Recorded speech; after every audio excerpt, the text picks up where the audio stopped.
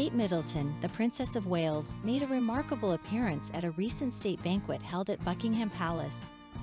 The event was in honor of the South African president's visit and marked one of the most high-profile engagements for Kate since assuming her role as Princess of Wales.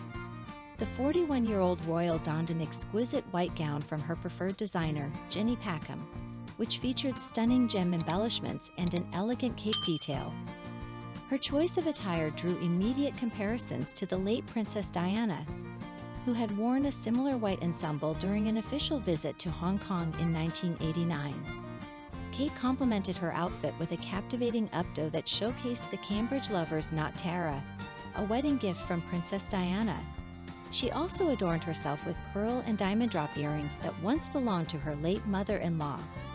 Additionally, she wore a blue sash in the royal family order, which features a portrait of the Queen on a yellow ribbon. To complete her ensemble, the Duchess chose a matching white Alexander McQueen clutch, pearl bracelet, and Gianvito Rossi heels. Her makeup was tastefully applied, enhancing her natural beauty. However, it was the dazzling tiara she wore that truly stole the show. In a touching tribute to the late Queen, Kate opted to wear one of her pearl bracelets, last worn at Her Majesty's funeral in September.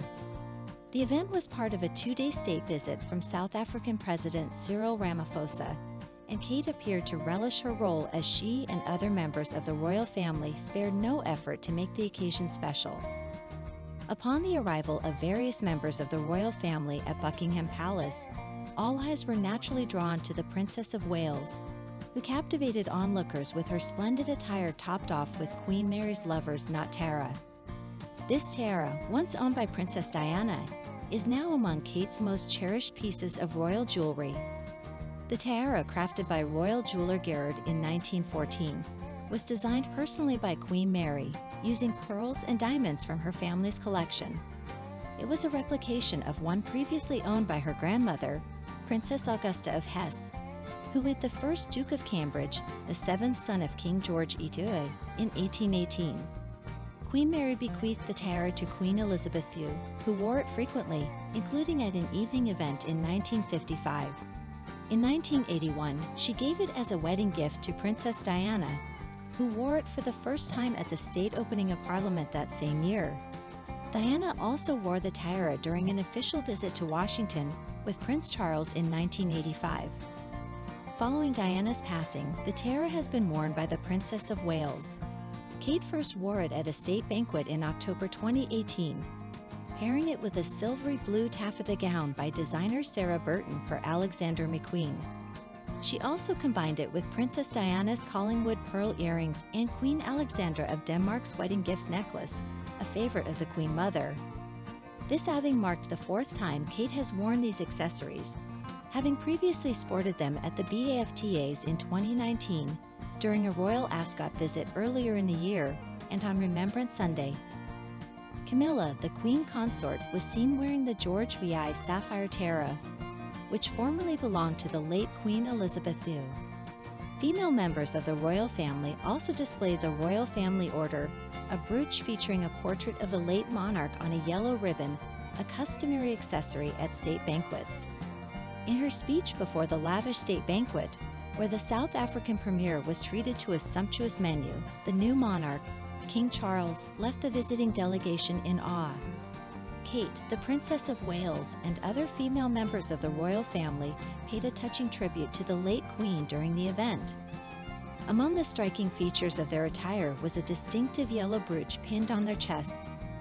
This brooch displayed a portrait of a young Queen Elizabeth II in an evening dress adorned with the ribbon and star of the Order of the Garter. It was pinned below the left shoulder of the princess and was also worn by Camilla, Queen Consort, and Sophie, Countess of Wessex. These brooches are a symbol of being inducted into the Royal Family Order, a prestigious honor conferred upon female members of the royal family by the reigning monarch.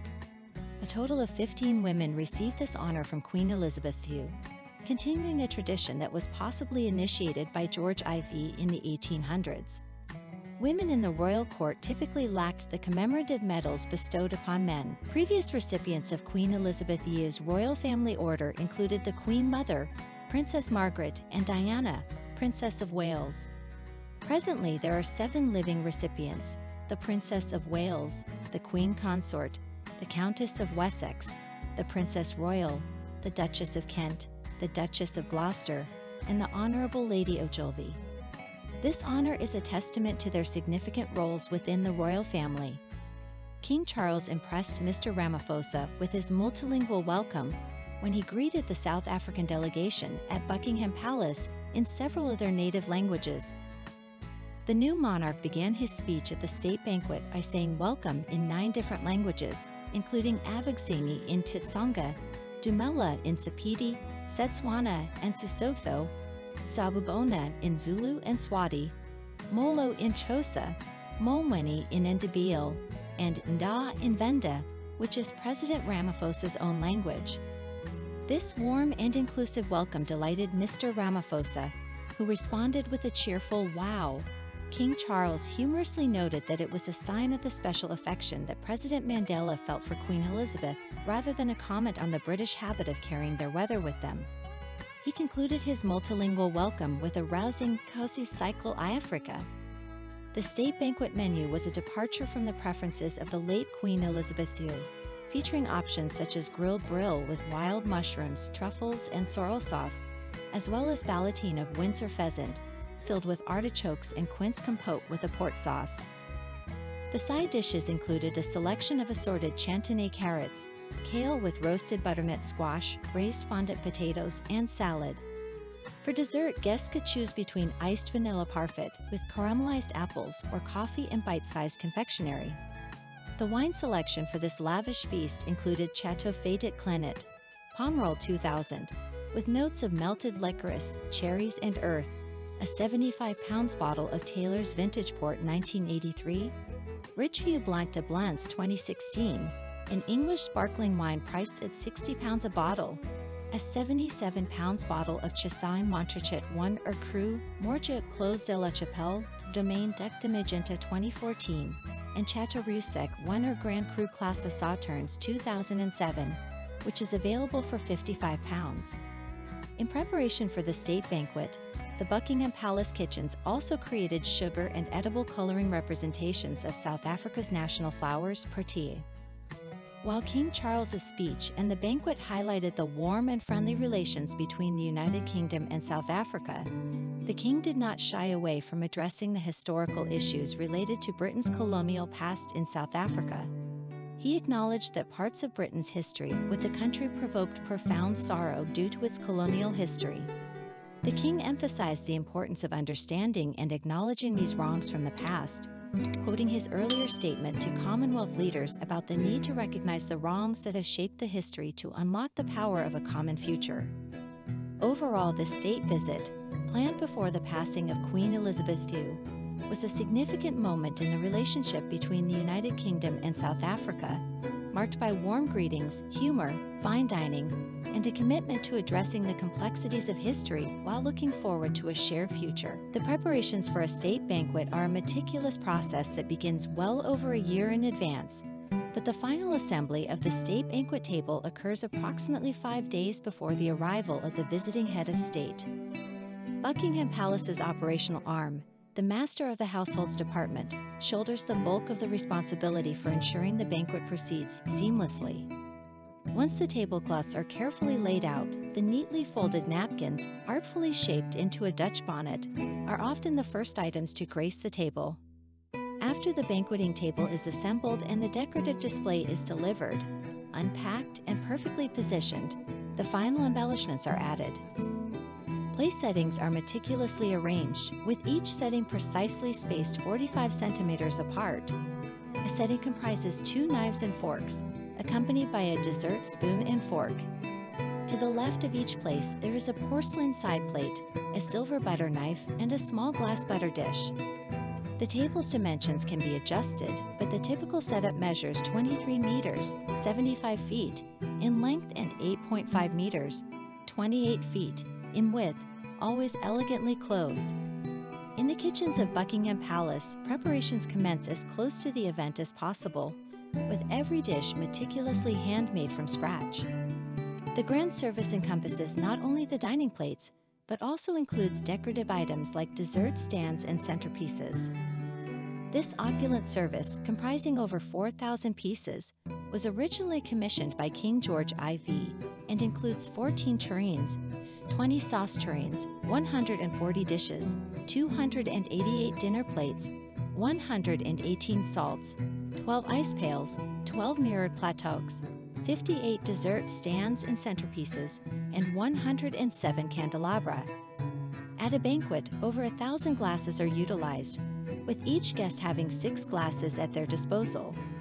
An additional champagne glass is provided for toasts.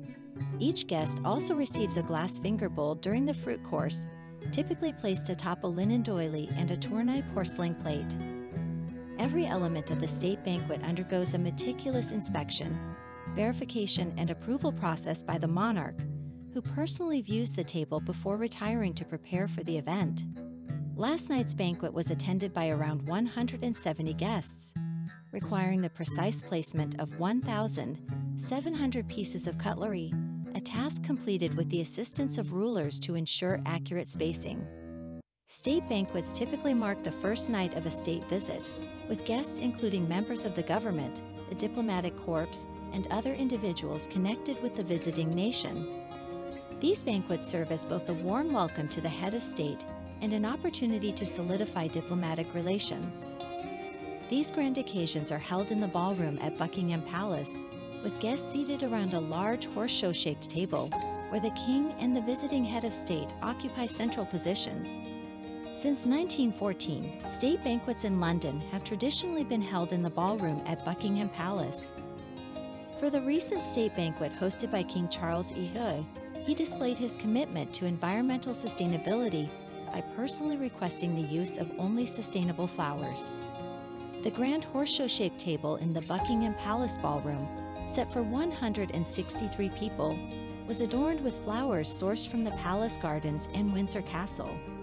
In a departure from tradition, the table was also lined with hundreds of individual stem glass vases, each filled with pink, red, and purple blooms. The floral display featured a variety of seasonal flowers, including cyclamen, neurians, rose hips, anemones, amaryllis, chrysanthemum blooms, hydrangea, and crab apples from Kent. Various foliage, including variegated berried ivy, trailing green ivy, flowering viburnum, Mahonia japonica, and berry cotoneaster, added to the opulent setting. Notably, the flowers were all sourced seasonally and locally from the gardens of Windsor and Buckingham Palace, rather than being flown in from around the world, in line with the king's sustainable flower request.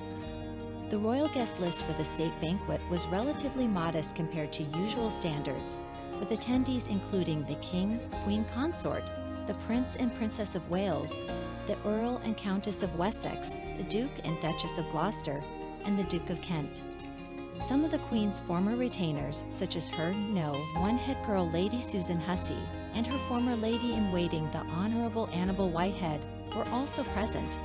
Notable figures like designer Kelly Hoppen graced the event. The top table included distinguished individuals such as the Lord Speaker, Baroness Amos, the Prince of Wales, Nabila Pandar, the Queen Consort, the King, the President of South Africa, the Princess of Wales, His Excellency Mr. Jeremiah Nami Mamabolo, the South African High Commissioner, Prime Minister Rishi Sunak, and Zainab Badawi, the former newsreader and now director of the Royal Foundation of the Prince and Princess of Wales.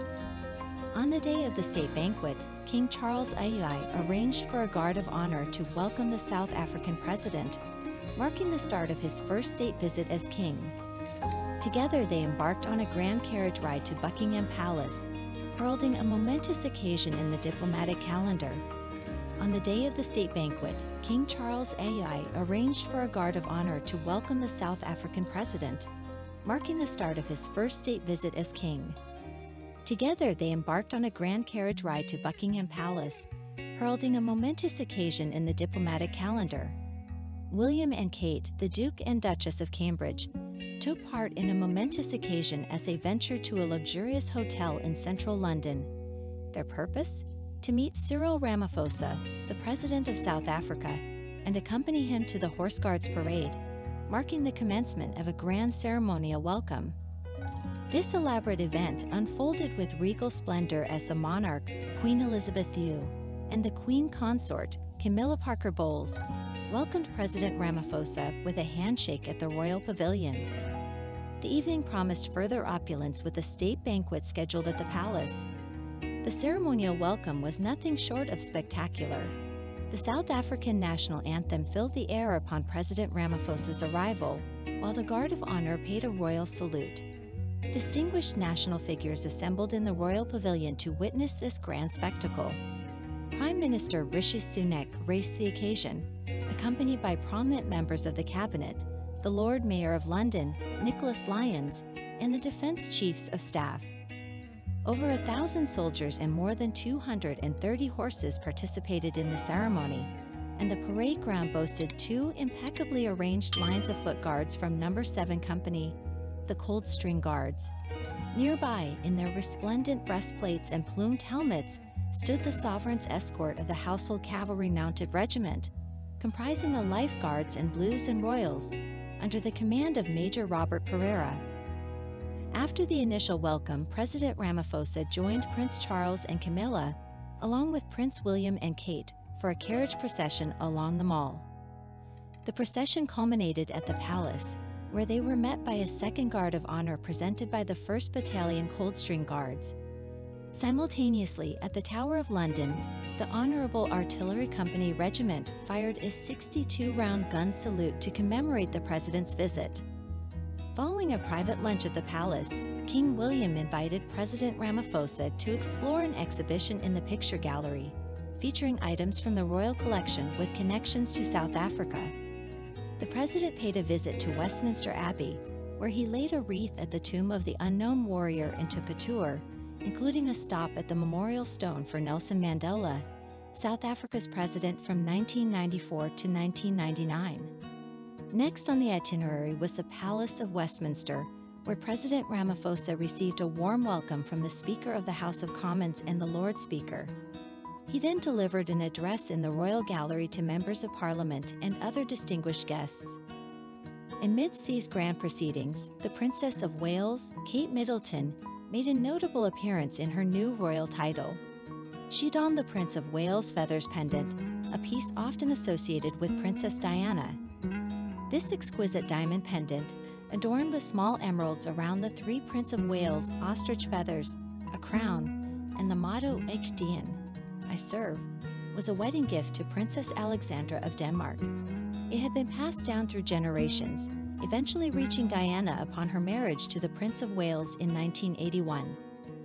After the private lunch at Buckingham Palace, attended by various members of the royal family, including the Earl and Countess of Wessex and the Duke of Gloucester, a small exhibition of South African artifacts from the royal collection was presented in the picture gallery. It featured items such as a bowl given to the late Duke of Edinburgh, a letter from the Queen welcoming South Africa back into the Commonwealth after 33 years, and a unique chess set gifted to the Duke by President Mandela. The exhibition also included photographs, some of which resonated deeply with President Ramaphosa. A photo of the Prince of Wales with President Mandela and the Spice Girls in South Africa in 1997 brought a smile to his face.